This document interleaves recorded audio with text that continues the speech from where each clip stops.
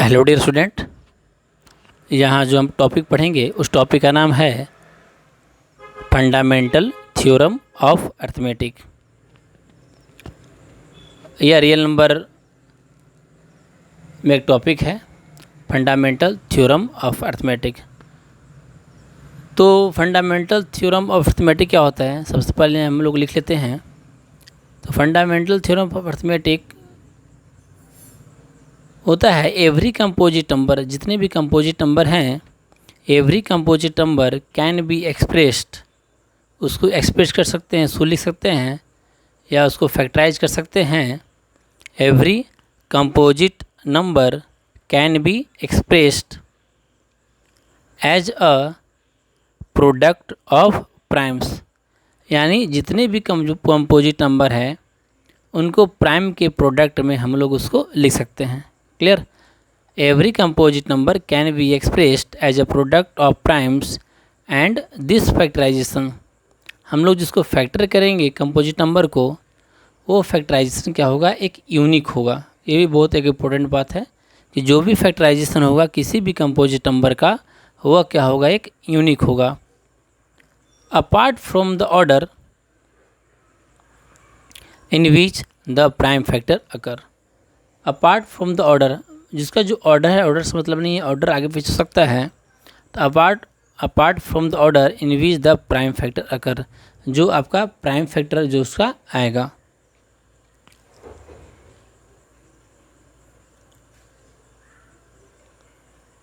Clear हो गया यहाँ तक?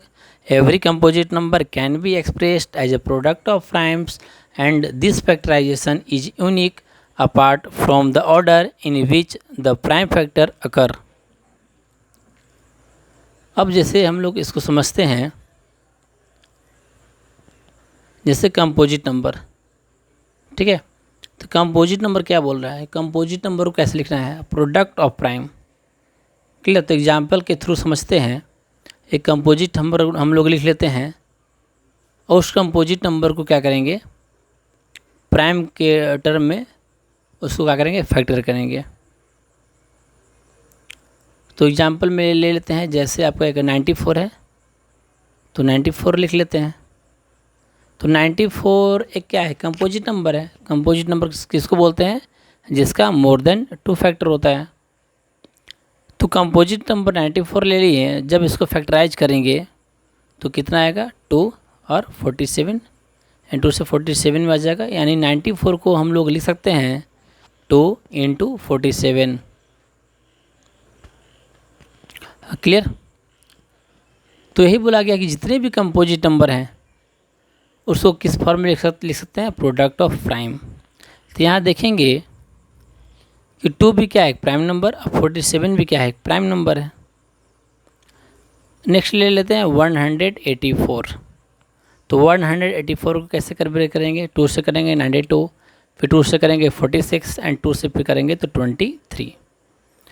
यानी 184 है, उसको हम लोग लिख सकते हैं 2 × 23।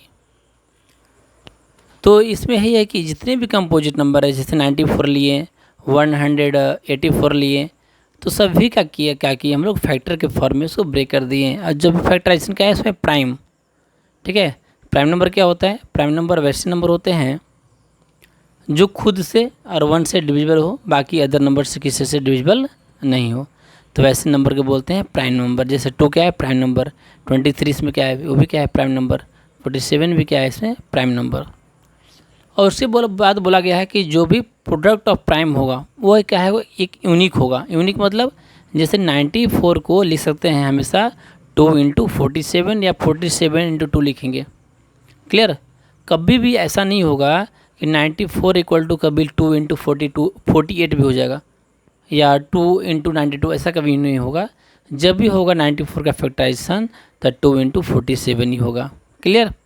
यानी 184 को जब भी फैक्टराइज करेंगे तो 2 × 2 यानी 2 के पावर 3 × 23 होगा, कभी दूसरा नहीं आएगा। तो आपको समझ में आ गया होगा कि यूनिकनेस देता है, ठीक है, एक यूनिक आता है। किसी भी कंपोजिट नंबर को जब फैक्टराइज करेंगे, जो उसका फैक्टराइजेशन जो आएगा, प्राइम फैक्टराइजेशन, वो क्या होगा, एक यूनिक होगा। यही है आपका फंडामेंटल थ्योरम ऑफ अर्थमेटिक। और fundamental theorem of arithmetic based पर एक क्वेश्चन भी यहाँ पर हम लोग कर लेते हैं। क्वेश्चन है कि चेक करना है, चेक वेदर 6 6 के पावर n जो है can end with the digit 0 for any natural number n। Check whether 6 can end with the digit 0। Check करना है कि 6 के पावर जो n है, अगर n का वैल्यू अगर हम लोग यहाँ पर नेचुरल अगर नंबर लेते हैं तो इसके अंत में 0 आता है कि नहीं आता है, यह हमको क्या करना है, चेक करना है। क्लियर। तो हम लोग इसमें जो फंडामेंटल थ्योरम ऑफ अर्थमेटिक पढ़े हैं उसी का इसमें हम लोग क्या करेंगे, कंसेप्ट यहाँ पर हम लोग यूज करके बनाएंगे। ऐसे नहीं बनाएंगे कि जैसे 6 के पावर n है तो n की जगह पर 1 लिख दिए तो कितना हो गया 6, फिर 6 के पावर 2 लिख देंगे तो 6 × 6 36, फिर 6 के पावर 3 लिख दिए तो 6 × 6 × 6 216, और शो कर दिए कि सभी के अंत में क्या है, 0 नहीं है, इसलिए इसके अंत में 0 नहीं आ सकता है। तो इस टाइप का क्या करना है, नहीं करना है, एग्जाम में इस टाइप का नहीं बनाना है। क्लियर।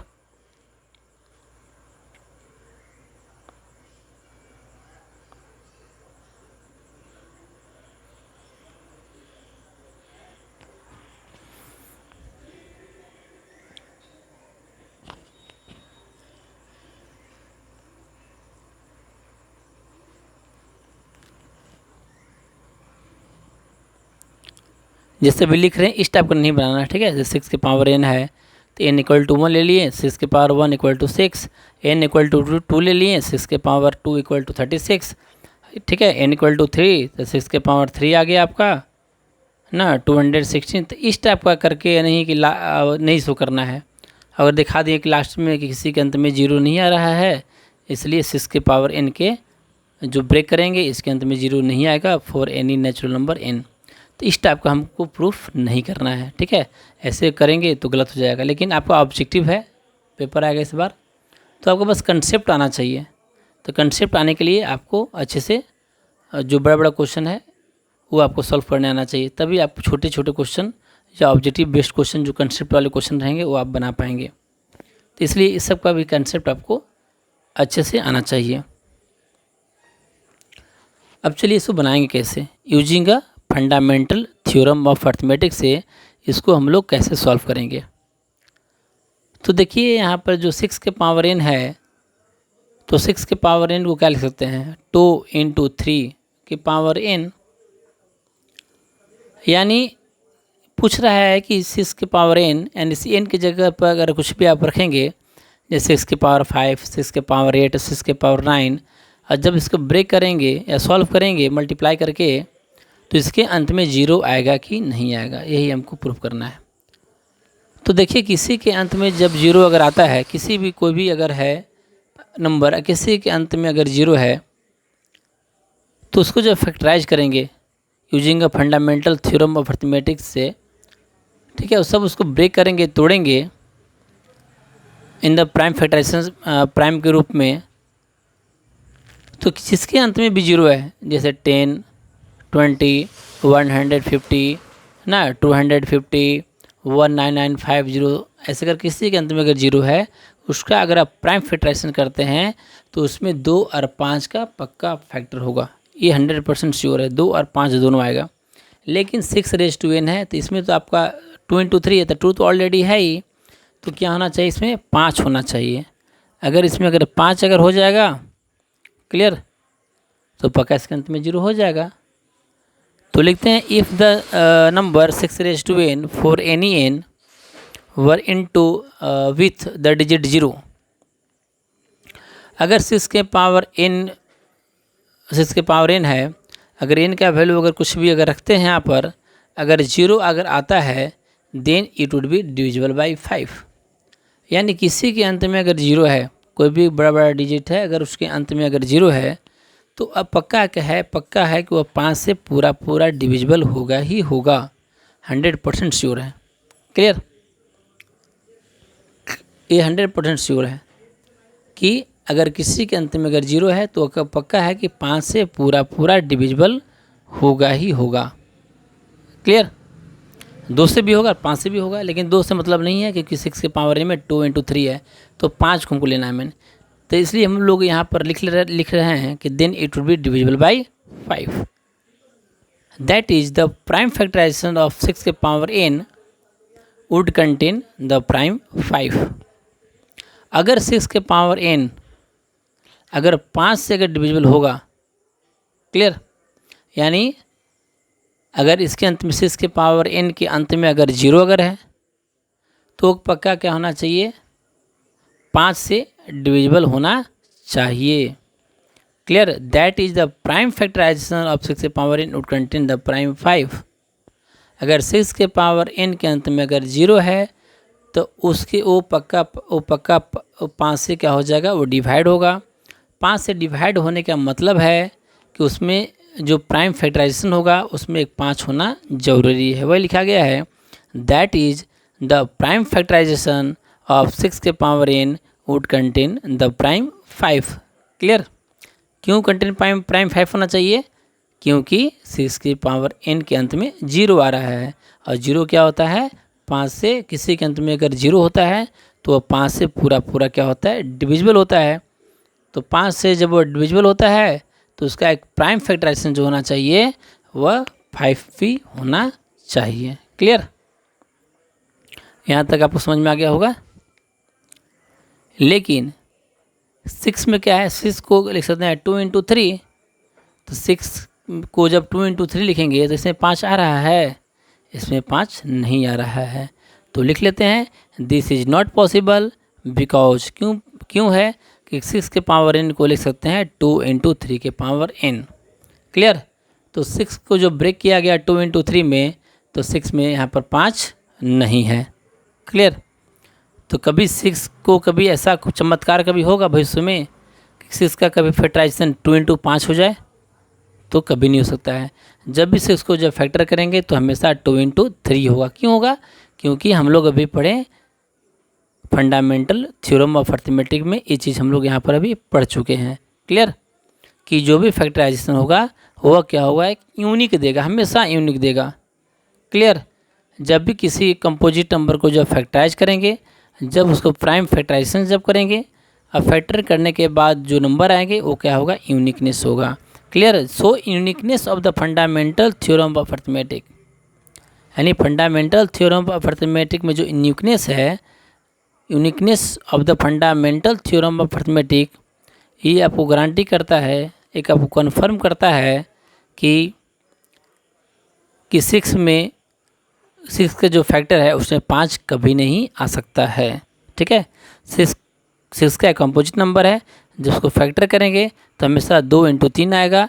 6 के प्राइम फैक्टराइजेशन में कभी 5 नहीं आएगा। So uniqueness of the fundamental theorem of arithmetic grant is that there are no other primes in the factorization of 6 के पावर n, यानी 6n। मतलब there is no other prime, कोई other prime नहीं होगा इन द फैक्टराइजेशन ऑफ 6 के power n। Clear? 2 × 3 के अलावा और कोई अदर प्राइम फैक्टराइजेशन नहीं होगा। क्लियर? सो यहाँ पर अब फाइनली ये हो गया कि 6 का जो फैक्टराइजेशन होगा वह 2 × 3 ही होगा। 2 और 3 के अलावा क्या होगा, और कोई इसका प्राइम फैक्टर नहीं होगा। क्यों नहीं होगा? क्योंकि फंडामेंटल थ्योरम ऑफ अर्थमेटिक हमको यही बोलता है कि उसका एक यूनिकनेस रहता है, जो भी प्राइम फैक्टर होगा एक यूनिक होगा। Clear? So there is no natural number n, कोई ऐसा नेचुरल नंबर नहीं होगा। So there is no natural number n for which 6n, यानी 6 के power n ends with the digit 0, किसके अंत में कभी 0 आए। Clear? 6n ends with the digit 0। Clear? वैसे ही आपका सेम टू सेम 12 के पावर n, क्लियर, 14 के पावर n, 15 के पावर n, कुछ भी दे तो आपका क्या करना है, इसी टाइप का आपको यहाँ पर बता देना है। मतलब सिंपल कंसेप्ट यह है कि किसी के अंत में अगर 0 अगर आएगा तो वो पक्का 5 से 2 5 दोनों से क्या होना चाहिए, वो डिविजिबल होना चाहिए। क्लियर। इसमें हम लोग 2 का जिक्र इसलिए नहीं किए कि 6 में 2 ऑलरेडी फैक्टर था, इसलिए हम लोग 5 के बारे में यहाँ बताएं कि 5 से क्या होना चाहिए, पूरा डिविजिबल होना चाहिए। अगर किसी के अंत में 0 है, कोई नंबर में अगर 5 से अगर डिविजिबल अगर होता है तो उसमें 5 का फैक्टर भी होना चाहिए, लेकिन दिखा इसमें कि इसमें 5 का फैक्टर 5 मतलब कभी उसमें इस फैक्टराइजेशन में कभी 5 नहीं होगा। क्यों नहीं होगा? By uniqueness of fundamental theorem of arithmetic से। क्लियर। तो जो उसका मेन फैक्टर वो वही फैक्टर होगा। तो ऐसे करके आपको एक्सप्लेन कर देना है। आपको पूरा समझ में आ गया होगा मेरे अंदाज से, कोई डाउट नहीं होगा। हर एक कंसेप्ट को यहाँ पर समझा दिए जो लिखा हुआ है। समझ में अगर आ जाए अच्छे से, अगर आपको ठीक लगे तो कमेंट बॉक्स में पक्का इसमें कमेंट करके लिखेंगे। और कोई प्रॉब्लम हो, कोई परेशानी हो किसी भी पॉइंट पर तो भी आप लिखेंगे, ताकि हमको पता चले कि आप वीडियो देख रहे हैं और आपको ये पूरा समझ में आ रहा है। तो चलिए इस फंडामेंटल थ्योरम अर्थमेटिक को, इस कंसेप्ट को आप अच्छे से लिख लेंगे, समझ लेंगे। और बाकी आप 4 के पावर n को आप खुद से क्या करेंगे, 4:n को आप प्रूफ कर लेंगे।